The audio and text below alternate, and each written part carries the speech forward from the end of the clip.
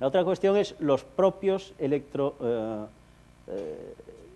electrodomésticos que tenemos en casa, si son capaces de generar campos electromagnéticos. Bueno, la otra cuestión importante es los estudios que hay de todo tipo, unos a favor y otros en contra, del efecto de los campos electromagnéticos sobre la salud animal en general y humana en particular. Bueno, y sobre el efecto de la salud en las plantas, que también los hay. Pero restringiéndonos a los humanos, hay estudios para todo tipo. Hay estudios que dicen, eso es una tontería, los campos electromagnéticos no producen nada malo. Y los hay todo lo contrario y los hay intermedios. Es decir, que si uno busca información en Internet, se pierde. Porque ¿a quién hace caso? La industria hace caso a los que dicen que no tiene efecto. Las personas que sienten determinada sintomatología hacen caso a los estudios que dicen que tiene efecto. Así que el científico tiene que posicionarse en un equilibrio para intentar desgranar los estudios que realmente son efectivos de aquellos que están mal hechos, están pagados por la industria, que los hay, y por tanto los resultados no son fiables, etcétera, etcétera. Voy a poner un ejemplo. Hay alguna serie de estudios que dicen que la exposición a campos electromagnéticos de una intensidad muy baja, por debajo de 0,1 microteslas, recordamos que el campo electromagnético terrestre tiene 50 microteslas, producen daños importantes en las células, incluso induciendo desarrollo de cáncer. Claro, nosotros nos podemos creer este estudio cuando esto es mucho más bajo que el campo electromagnético terrestre. Lógicamente ahí surgen las dudas. ¿Cómo someto a una célula a un campo más bajo que el terrestre? Bueno, puede haber una serie de artilugios que podamos utilizar para probar estas cosas, pero cuando tenemos algunos estudios con una metodología utilizada que no está muy clara, tenemos que dudar de ellos. No obstante, por supuesto, hay otros estudios que efectivamente dicen lo contrario. La otra cuestión importante que antes comentaba es los campos electromagnéticos en el hogar.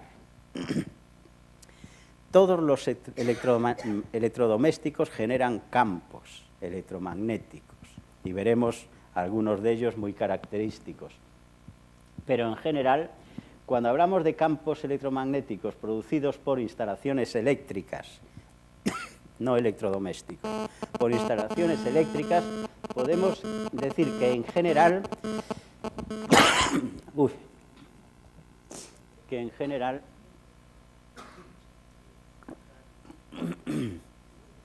las estructuras de la casa filtran esa radiación eléctrica y, por tanto, nosotros tenemos una intensidad de fondo muy bajita, causada por las instalaciones eléctricas, no electrodomésticos. Por tanto, si alguien me dice, no, es que pasa por ahí a 50 metros unos cables de tensión eléctrico, eso a su casa no le va a llegar nada. Por otro lado, si la casa, la vivienda, está debajo de una conducción eléctrica de medio a alta tensión, efectivamente ahí hay un campo eléctrico suficientemente elevado para que la construcción no lo filtre totalmente y pase esa radiación eléctrica y pueda generar un campo electromagnético. Pero si nos separamos de ella lo suficiente, ese posible daño desaparece. Y aquí aparece otro problema, porque una urbanización construye una serie de casitas fuera de un pueblo, en el campo, muy bonitas, la gente lo compra, y a los 3 años viene una compañía eléctrica y pone ahí y planta una subestación eléctrica.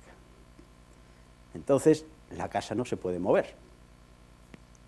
Y si la subestación eléctrica está muy cerca, genera campos eléctricos y electromagnéticos suficientemente altos para producir o para poder producir daño en esas casas. Por tanto, este es uno de los sitios en los que nosotros debemos de actuar, no permitir si antes hay una construcción, que ahí nos pongan una instalación de este tipo. Bueno, esto es lo que comentaba antes, distintas intensidades de campo magnético en distintos electrodomésticos. Fíjense que depende del electrodoméstico, porque uno de los más típicos que en Internet aparece como muy dañino es el microondas. Bueno, la mayoría tenemos microondas en casa, pero normalmente cuando enchufamos el microondas no ponemos la cara pegada al microondas para ver cómo funciona. Lo enchufamos y nos vamos. Y si ustedes se fijan, el microondas sí genera una intensidad hasta 200 microteslas, son 4 veces el campo terrestre, pero a 30 centímetros de distancia es mínimo. Por tanto, un microondas no le tenemos que tener miedo. Nosotros lo enchufamos y nos vamos. Y cuando termina lo abrimos. No es normalmente una causa de ningún efecto nocivo, a no ser que nosotros estuviéramos ahí dentro. Hay otros que sí son mucho más nocivos. El secador de pelo puede tener hasta 2000 microteslas de intensidad de corriente. La máquina de afeitar hasta 1500. Es decir, sí tenemos electrodomésticos pequeños que no por el hecho de ser pequeños generan campos más bajos, sino todo lo contrario.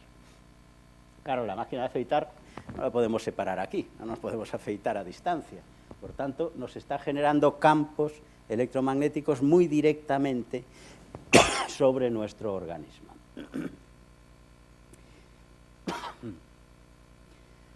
Hay una serie de organismos que ya se han nombrado antes, que están indicando la existencia de un riesgo real, potencial pero real, de determinados tipos de poblaciones frente a los campos electromagnéticos. Y esos son fundamentalmente los niños, las embarazadas y las personas mayores, personas de la tercera edad.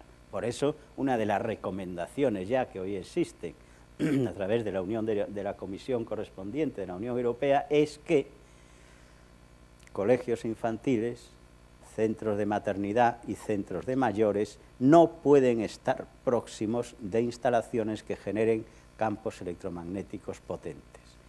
Más o menos se calcula, la normativa es que una radiación electromagnética no puede llegar con un valor superior a 100 microteslas a una vivienda, un colegio, un hospital, etcétera, etcétera. 100 microteslas es el doble del campo electromagnético terrestre, pero, sin embargo, hay bastantes estudios que están diciendo que eso ya es dañino para la salud y que, por tanto, la legislación debe ir a la baja de esos 100 microteslas en todo lo posible. Bueno, a finales de los años 70 es cuando empezaron a aparecer los principales indicios que asociaban campos electromagnéticos y cáncer. Está bastante claras dos cosas. El aumento de incidencia de leucemia en niños que viven próximos a instalaciones que generan campos electromagnéticos potentes, y segundo, el aumento de alteraciones gestacionales y de alteraciones de los recién nacidos en aquellas personas, aquellas mujeres que viven próximas a estos campos electromagnéticos.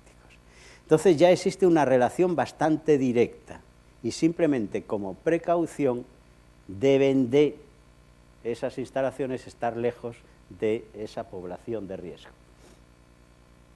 Ya cuando se hacen estudios más llamativos, por ejemplo, una exposición a 1 militesla, son 20 veces la intensidad del campo electromagnético terrestre, produce una activación de células del sistema inmunológico y da lugar a la alteración de casi 1000 genes.